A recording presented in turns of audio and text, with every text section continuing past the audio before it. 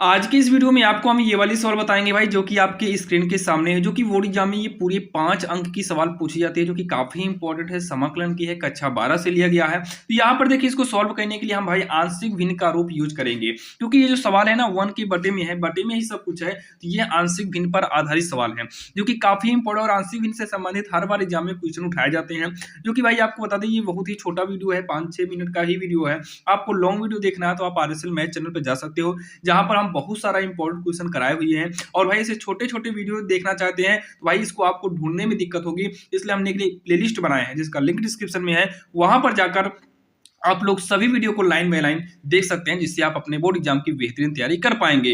तो यहाँ पर देखिए, इसको सॉल्व करने के लिए जब भी आपको आंशिक भिन्न के रूप में सॉल्व करना होता है, तो आंशिक भिन्न की सवाल को सॉल्व करने का रूल क्या होता है। सबसे पहले तो हम इंटीग्रल से बाहर निकालते हैं। सबसे पहले इंटीग्रल से बाहर निकालते हैं, तो इंटीग्रल से इसको हम बाहर निकालेंगे तो 1/x इंटू में यानी कि ब्रेकेट x प्लस 1 का स्क्वायर, ये हमारी सवाल है। आंशिक भिन्न में तोड़ने का रूल क्या होता है, जैसे देखिए जितना भी गुणा में अलग अलग हो सके अलग कर दो। जैसे गुणा में x अलग हो सकता है, और x प्लस 1 अलग हो सकता है, और x प्लस 1 का स्क्वायर भी हो सकता है।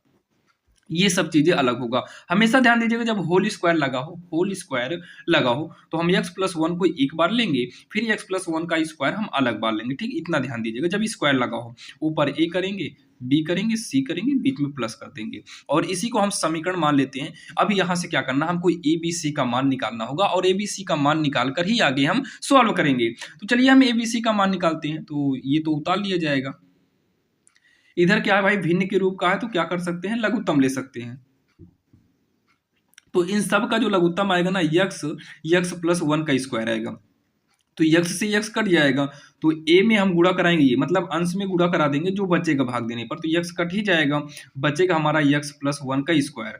और यहाँ पर b, तो x प्लस 1 से x प्लस 1 कटेगा, एक तो x बचेगा, अगला x प्लस 1 बचेगा, एक तो x बचेगा, अगला x प्लस 1 बचेगा, फिर प्लस का हम c करेंगे, तो यहाँ ऊपर c है, तो भाग देंगे, तो x प्लस 1 का स्क्वायर से x प्लस 1 स्क्वायर कटेगा, क्या बचा x। तो यहाँ पर हम क्या करेंगे, x करेंगे, इससे इसको हम काटेंगे, 1 बराबर a, ये हो जाएगा x स्क्वायर प्लस 1 प्लस का 2x प्लस में। यहाँ देखिए b, x का हम गुणा कराएंगे तो x स्क्वायर प्लस x होगा, c का हम x में गुणा कराएंगे तो cx होगा। 1 बराबर a का अंदर गुणा करा दो, ax स्क्वायर होगा, a का नमे होगा, a का हम 2x में करेंगे तो 2ax हो जाएगा, प्लस में b का गुणा कराएंगे bx स्क्वायर, b का अंदर करेंगे तो bx होगा, हो गया, फिर प्लस का cx हो जाएगा।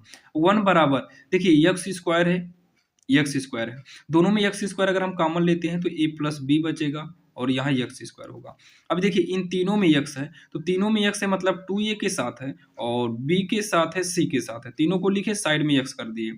अचर क्या बचा है, अचर में केवल a ही बचा है, अचर में क्या बचा है, a बचा है। अब यहाँ पर क्या करेंगे पता है, तुलना कर देंगे, तुलना करके ही हम a b c का मान निकाल सकते हैं आसान तरीके से। तो एक्स स्क्वायर की गुणा में क्या है, a प्लस बी है, इधर एक्स स्क्वायर है नहीं है, तो इसके इक्वल में 0 कर दो, a प्लस बी बराबर क्या हो गया, 0 हो गया।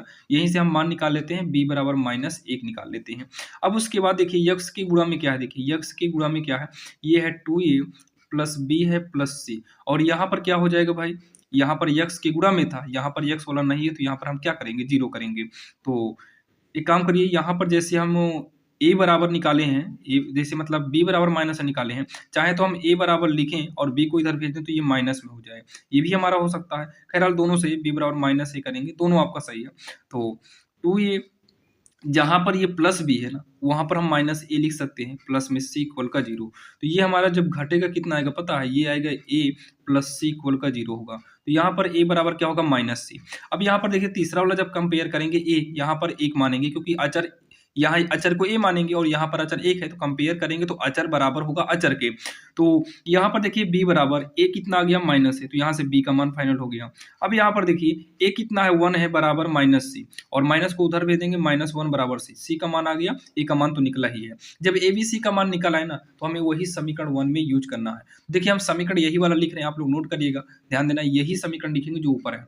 1 अपान में क्या है, x प्लस 1 का स्क्वायर, तो यहाँ पर क्या है पता है, a के बटे में है, तो ए की जगह पर 1 करेंगे बटे में x, और फिर साइड में क्या है b की जगह पर -1 है और बटे में x प्लस 1 होगा। और यहाँ पर देखिए फिर क्या है c की जगह पर -1 ही है और बटे में x प्लस 1 का स्क्वायर करेंगे, जो कि बीच में प्लस लगा है, और सबका भाई अलग अलग हम इंटीग्रल भी कर देंगे, ध्यान देना सबका हम अलग अलग इंटीग्रल कर देंगे। अब ये हमारी सवाल बन गई है, इससे कोई मतलब नहीं है, अब इतने को सॉल्व करना है। तो 1/x dx क्या हो जाता है, ये log x में कन्वर्ट हो जाएगा, ये माइनस हमारा साइड में आएगा तो इंटीग्रल 1/x प्लस 1 हो जाएगा, यहाँ dx करेंगे, माइनस हमारा साइड में आएगा तो इंटीग्रल में 1/x प्लस 1 का स्क्वायर dx करेंगे। इतना आपके समझ में आया होगा।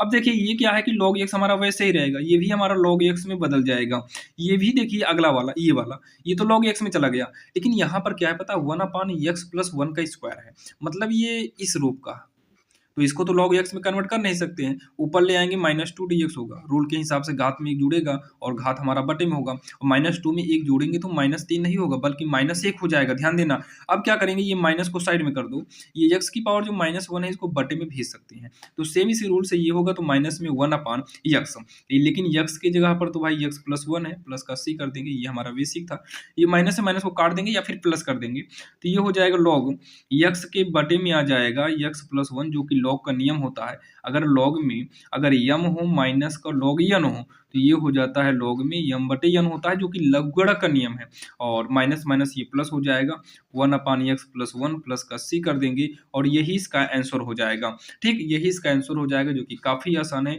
और आपकी समझ में भी आया होगा।